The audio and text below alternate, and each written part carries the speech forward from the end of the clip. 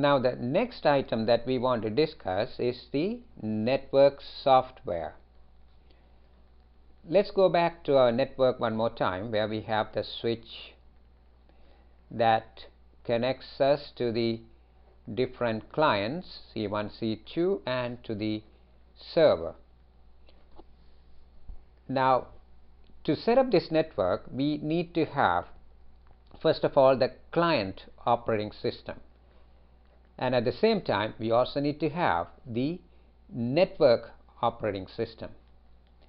What are some examples here? We have a whole range of client operating systems. For example, we have Windows 95, 98 that's gradually being phased out, so we'll call it Windows 9X. Then we have Windows 2000 Professional. Then we have Windows XP. These are some of the client operating system, and of course we also have the Linux client operating system.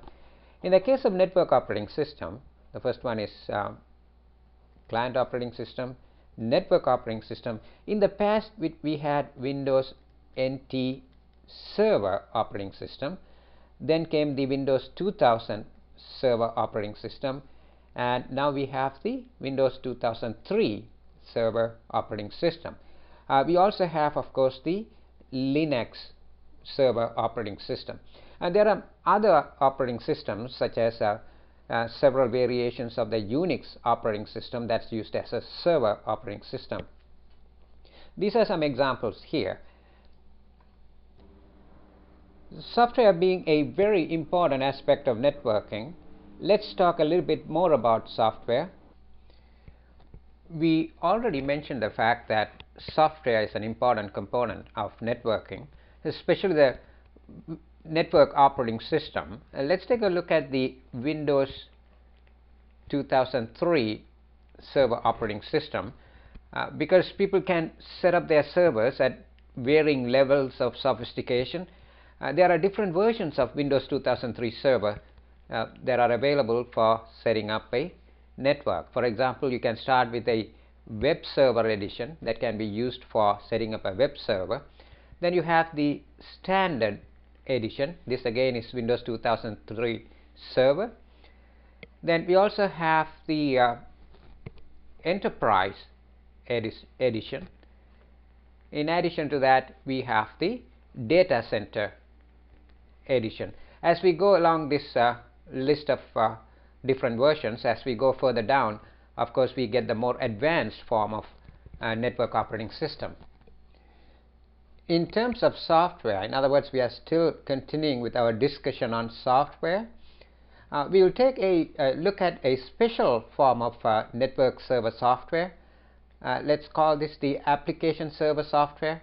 That's used extensively on networks. For example, we can have the web server software installed on one of these computers. In this case, the software could be the Internet Information Server software. Then we can have the FTP server software installed as well. These are known as application servers. A very popular application server is the SQL server, which is also known as the database server, or it's known as the database engine here.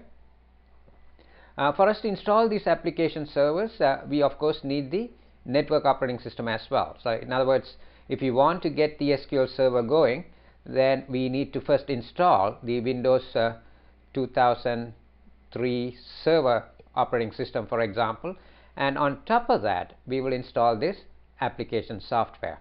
So bear in mind that when we look at network operating systems, we also want to look at application servers.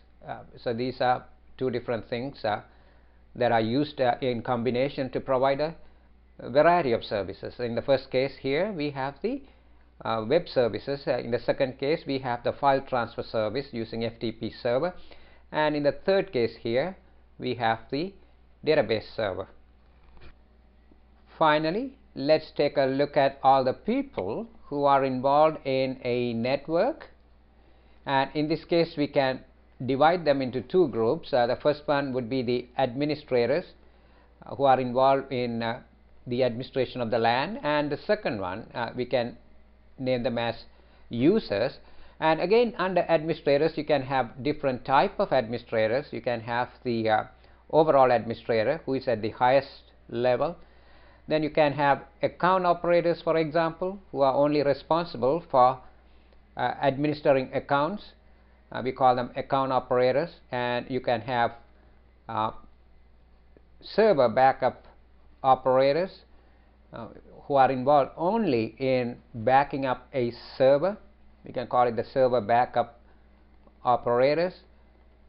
Then we can have, for example, printer operators who manage printers. So we can have different levels of administrators. Obviously, the global administrator, who is at the top, has access to all the different privileges that are usually given to an administrator. Likewise, in the case of users as well, we can have global users, for example. We can have local users, or we can have under local users and global users, you can have different group of users. You can have, for example, power users, who are given more power in the sense that they have more privileges and access rights.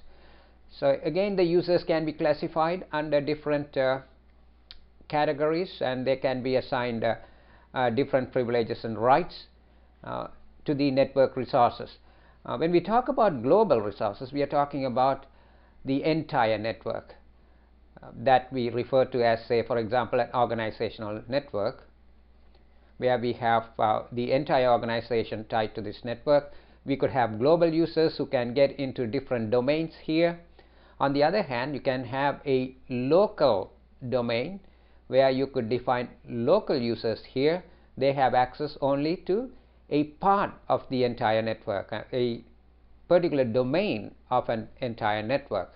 So these are some discussions on people to give you an initial idea of the people who are involved in a typical LAN environment.